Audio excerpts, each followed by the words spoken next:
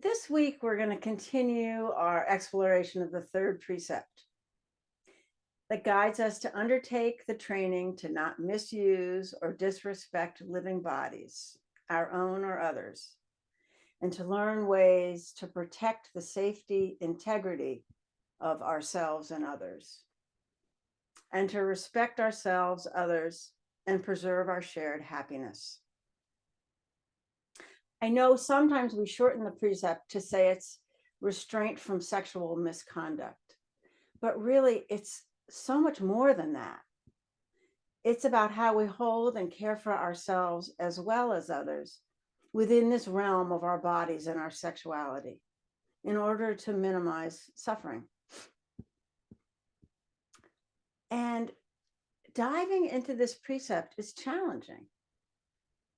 As I've listened to the talks the past few weeks and begun to consider what I wanted to share today, it's actually brought up a lot of feelings in me, and feelings that are tender and vulnerable, and that I'm still working with in my practice. I don't think this is a topic that any of us find easy. And I just say this in the beginning as a reminder for each of us to be gentle and to find our own pace as we work with it.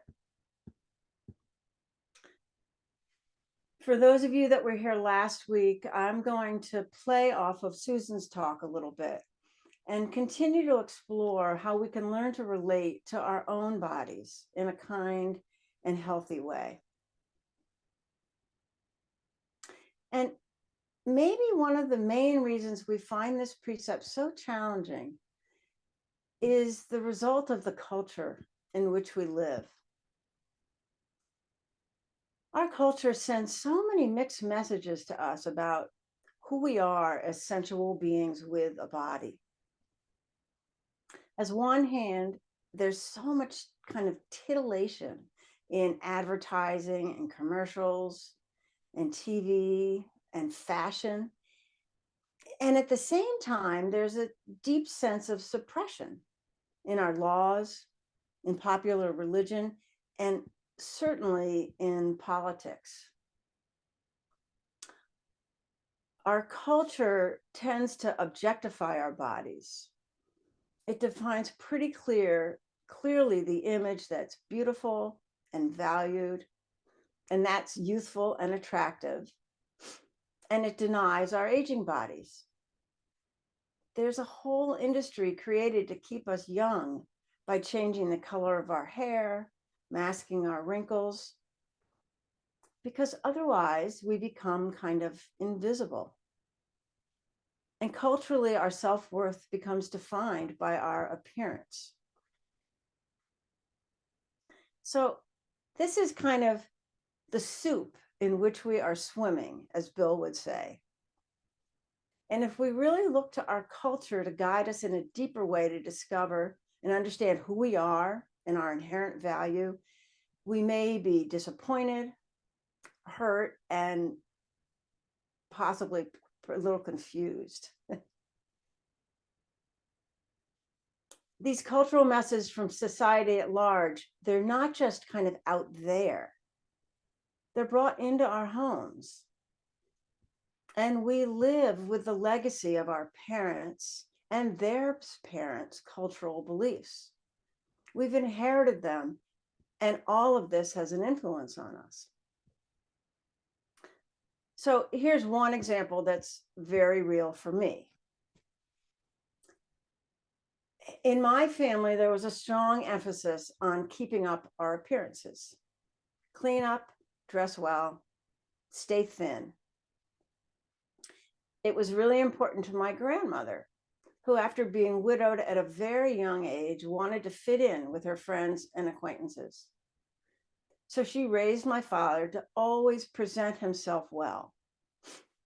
And now this was how he was raising his children, in the way he knew best.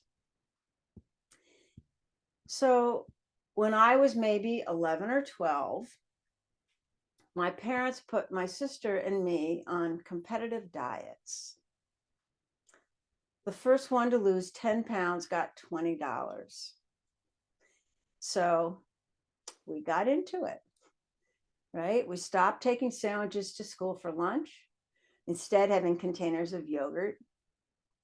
We had carrot sticks for snacks. We passed on dessert, and we stopped sneaking the cookies from the back pantry. And most every morning we stood on the scales to see if our weight had dropped, and it had. But funnily, ultimately, neither my sister or I ever won the competition and collected that $20 because when we stepped on the scales, my parents kept saying we had lost 9.5 pounds and not 10.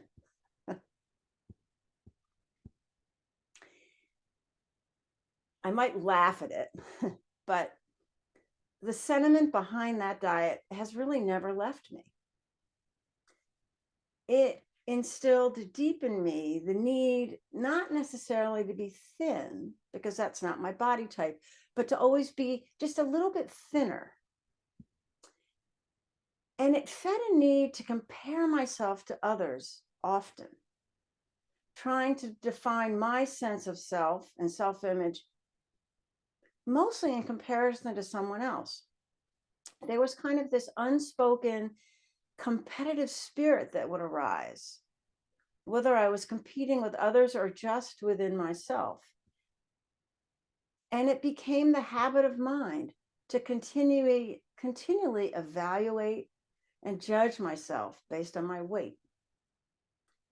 If the scale wasn't positive, my critical mind could be pretty harsh, and it would cloud my thinking about who I was and my self-worth. These patterns of mind really were just variations on what we all know so well.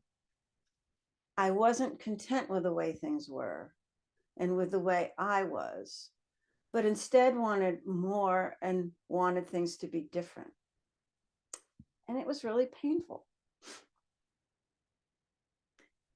I don't think I'm alone in experiencing this kind of internal self-talk.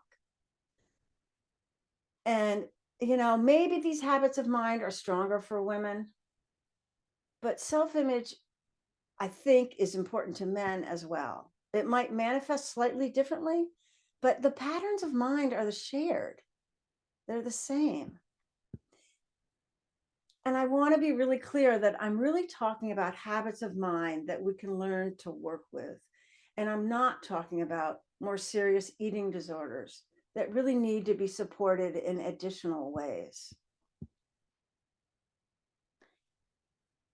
I'm in a really different place now than I was then. But 60 years later, there are echoes of these habits in my mind. I'm not exactly sure they'll go away, but I've learned to reframe my relationship to my body, to hold myself differently, and not let these patterns dominate. When I reflect back, it saddens me to see how much pain and confusion I felt because I wholeheartedly believed the messages from my family and the culture. And it's hard not to, especially at a young age. In so many ways, certainly around body image, all the messaging we hear in our culture leaves us kind of rudderless, with no real direction toward true well-being for ourselves.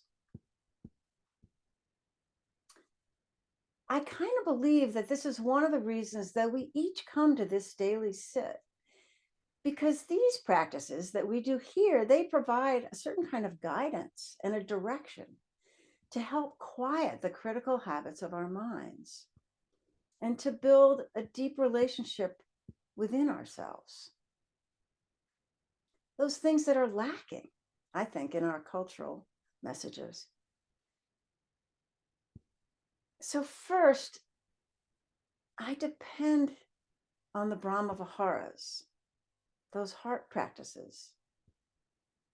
And although they're not the direct focus of our study at this moment, they continue to infuse my practice, remembering to bring care and kindness and compassion to ourselves, especially to those places that we fight and that we habitually turn away from.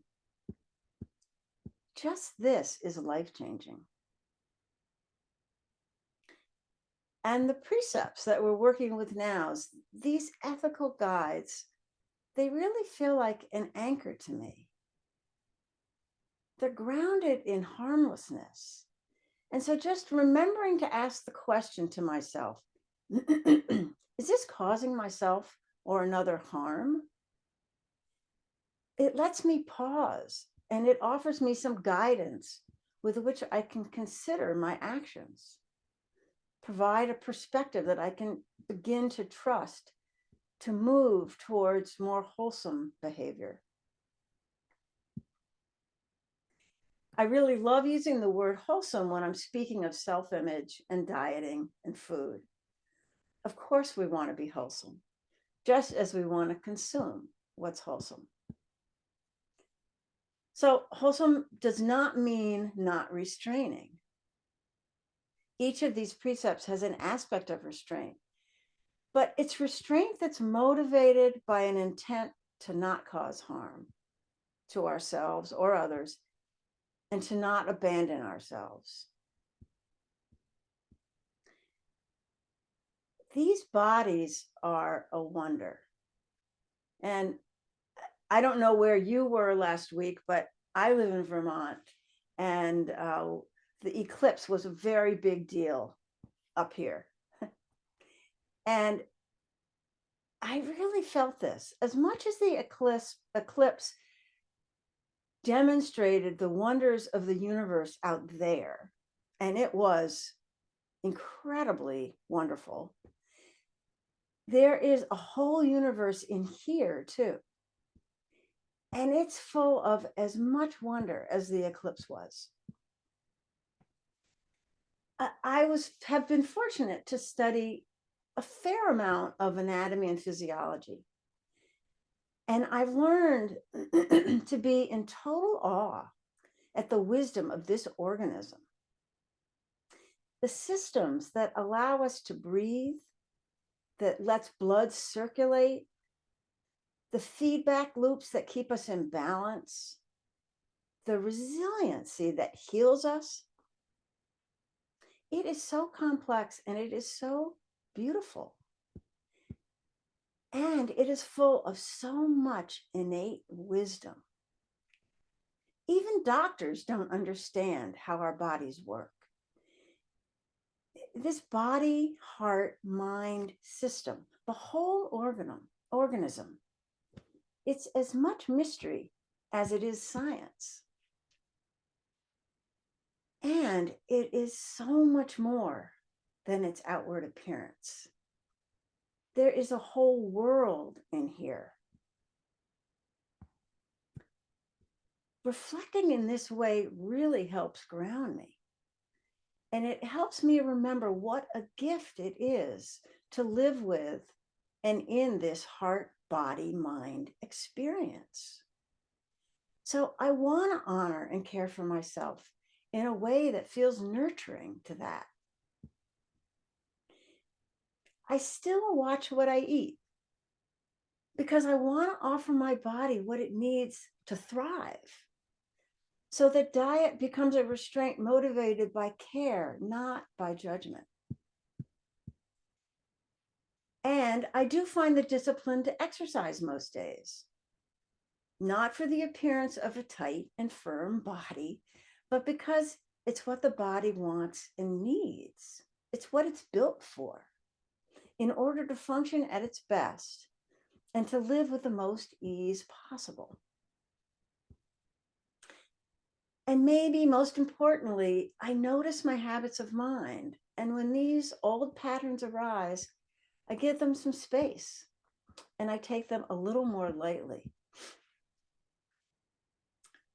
We can let the cultural messaging quiet, or at least learn to not take it quite as seriously. And we can more fully appreciate the gift that these heart, mind, bodies are. And when we do, we begin to realize it's not just us and our body, but it's everybody. We each are a wonder.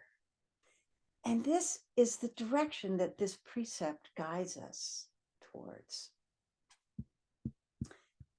So thank you so much for your attention.